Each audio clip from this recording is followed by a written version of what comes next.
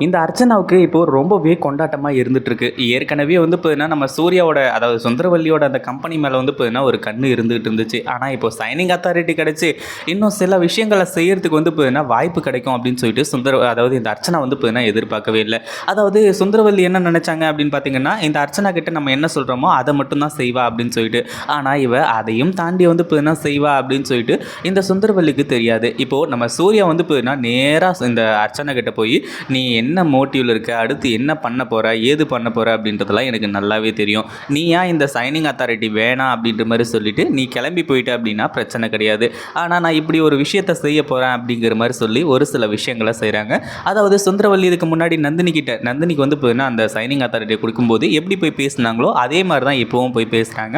அந்த ஒரு டைமில் இந்த அர்ச்சனா இருந்துட்டு, ஒன்றும் இல்லை சூர்யா, எனக்கு ஒன்றே ஒன்று தான் வேணும், உங்கள் கம்பெனி, உங்கள் சொத்து, இது எதுவுமே எனக்கு தேவை கிடையாது. நான் உன்னை லவ் பண்ணுறேன், எனக்கு கல்யாணம் பண்ணிக்கோ அப்படின்ற மாதிரி ஒரு விஷயத்தை வந்து புதுதாக சொல்கிறாங்க. ஆனால் சூர்யா அதுக்கு தயாராக இல்லை. இதை பற்றி நீங்கள் என்ன நினைக்கிறீங்க? அந்த வீடியோ பிடிச்சிருந்தா லைக் பண்ணுங்கள், ஷேர் பண்ணுங்கள். இப்போ தான் நம்ம சேனலுக்கு ஃபர்ஸ்ட் டைம் வரீங்க அப்படின்னா சப்ஸ்கிரைப் பண்ணிக்கோங்க.